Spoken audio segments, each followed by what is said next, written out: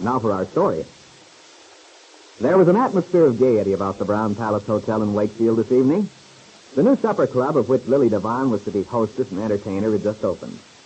From the veranda, where she stood talking with David Bowman, Lily could see the couples dancing.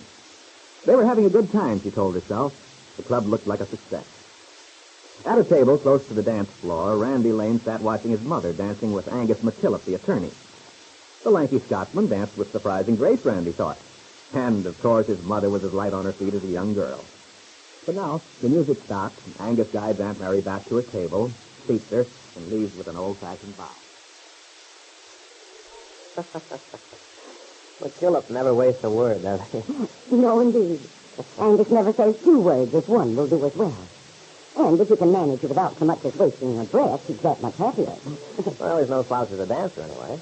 You make a very nice couple, Mom. I enjoy dancing with a good dancer. And Angus is. I'm so glad everything's going well, Randy. Doesn't the place look beautiful? Mm-hmm. Amazing what a difference a little paint makes. I knew Lily had a knack, but she's done wonders with this place. You'd never recognize it. No. And by the way, that was a very cute speech you made a while ago. Oh, Randy. I'm no speech maker, but when Lily asked me to say a few words, I didn't want to turn her down. Well, you did a wonderful job. You should have seen Peggy's face. Was she impressed? And surprised. I don't wonder. I'm sure Peggy never thought me capable of such a thing. To tell the truth, I was a little nervous. Well, it didn't show. As a matter of fact, Peggy is not the only one proud of you. Count me in, too. Thanks, son. Don't Peggy and Bill seem to be having a good time now. Mm-hmm. I don't believe they've missed a dance. And have you noticed Mario and Carla? They're as happy as children. Yeah. They wandered past here a minute ago, hand in hand like two kids at a party. It does my heart so much good to see them like that. Frankly, Randy, I was rather worried about that situation. I've never known anyone as jealous as Mario. Mm-hmm. But thank heaven it all blew over. Thanks to you, it did, you know. Well, Randy, basically, Mario is a sincere, honest young man.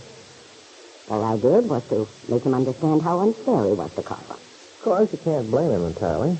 He's not the kind of a guy to reason things out, so when he heard that story about Bill Meade being interested in his wife, he just blew his top, that's all. But still, it's hard to understand why anyone would deliberately start a rumor like that. Yeah. And yet it was started. Yeah, but I imagine it was just idle mischief, Mom. I suppose so. Well, all you have to do is look at Mario and Carla tonight, and you know everything is all right again. I haven't seen Lily around the last dance or so. Have you? Oh, sure. I saw her. She went drifting out to the terrace with David Bowman. David? I never thought I'd be running into competition with him. Well, Andy, it's probably her own fault that David is Lily's escort for the evening. You should have asked her sooner. Lily's a very popular young woman, you know. Well, maybe I should have dated her up a month in advance, but how was I to know old David was going to be in their picture? Oh, Andy.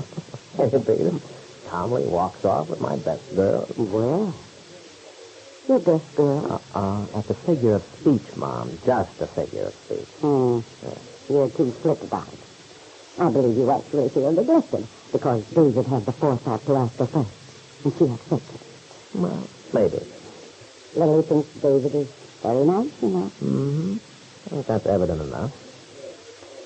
Oh, well, she doesn't know what she missed. Pride of the Lanes, the fine flower of Wakefield manhood. Yeah, what's this about fine flowers? Good evening, Aunt Mary. Good evening, Georgie. Randy, you remember Mr. Stewart, don't you? This is my son, Randy. Yeah, I remember Georgie from way back. How you been, Randy? Been wanting to get in touch with you about an article for the Sentinel. You know, heroes' profiles, I've been calling them. Well, I don't know, Georgie. That stuff's okay, but I'm afraid I wouldn't make very good copy. Why, sure you would, Randy. How about it? We'll see. Suppose you're here in an official capacity tonight, huh, Georgie? Gonna give the supper club a big write-up tomorrow? Oh, my, yes. This is quite a social event, you know. Pete Campbell's going to take some photographs later. Why, we'll probably give the club a front-page spread this weekend. After all, everybody and his brother is here. Must be quite a field day for you. You don't even have to listen at keyholes tonight. All you have to do is keep your ears open. Oh, now, Randy, I don't... Oh, you mustn't pay any attention to my son, Georgie. I'm afraid Lefty Larkin prejudiced him against some aspects of newspaper work. You see, Lefty was a reporter in Chicago at one time. But since he's become a farmer, He hasn't much to say for that sort of life. Hey, where is Lefty? Haven't seen much of him tonight. He's across the room talking to Angus McKillop. If you'll excuse me, I think I'll go over and join him. Sure, Aunt Mary. Go right ahead. I'll stay here and chew the fat with Randy a while. That is, if he doesn't mind. I'm sure he doesn't, Mr. Stewart. Take care, Randy. Oh, that mother of yours is a fine-looking woman, Randy. Mighty fine. You got your boots here. Yeah, takes after her son, I guess. That's right. Well, this is quite an event for Wakefield, all right. A real fancy supper club, just like in a big city. I only hope it's going to go over. Why shouldn't it? Oh, you know how it is. People around here aren't used to this kind of thing. They may like it at first, just for the novelty, but you can't tell what'll happen in the long run. Seems to me they ought to appreciate a spot like this. If only to relax in once in a while. Maybe. Anyway, if anything can put it over, that luscious blonde hostess ought to turn the trick. She's quite a dish, isn't she? Lily's a very good-looking girl. Yeah. Well, I guess they have to be in those burlesque houses. Maybe you didn't know this, but the fact is, this Lily Devon used to be an entertainer in one of those places. Says who? Well, nobody in particular. Just something I heard. You did. What about it? Well, nothing. It don't mean anything to me. Just another little news item? Uh-huh. My business, you've got to keep an eye out for copy. That's why an evening like this is a real windfall. Why, this will give me stuff to write about for a week. I'll bet it will. Sure is a mixed crowd, though. Look at him. Everybody from Ben Calvert down to Pete Thornton. That simple guy who sweeps out the courthouse. And then again, there's Evelyn, the waitress at the drugstore, and right at the next table, Mrs. Ben Calvert. Of course, I always take a guess is Miss Ward, even if she is Miss Calvert now. You seem to have the Calverts pretty much on your mind, Georgie. Well, after all, Ben Calvert's a mighty powerful man in this town. So naturally, I'm interested in him. It's part of the... I know, yeah. Part of your job. Darn right. Besides, the guy can't afford to rub Ben the wrong way. Funniest thing is seeing the Scaries here. According to what I heard, he never takes that wife of his anywhere. But here they are, big as life. I noticed her out on the veranda a while back, talking to his cousin Peggy's fiancé. Anything wrong in Bill's talking to Carla Descari? Well, I guess it all depends on how you look at things, Randy.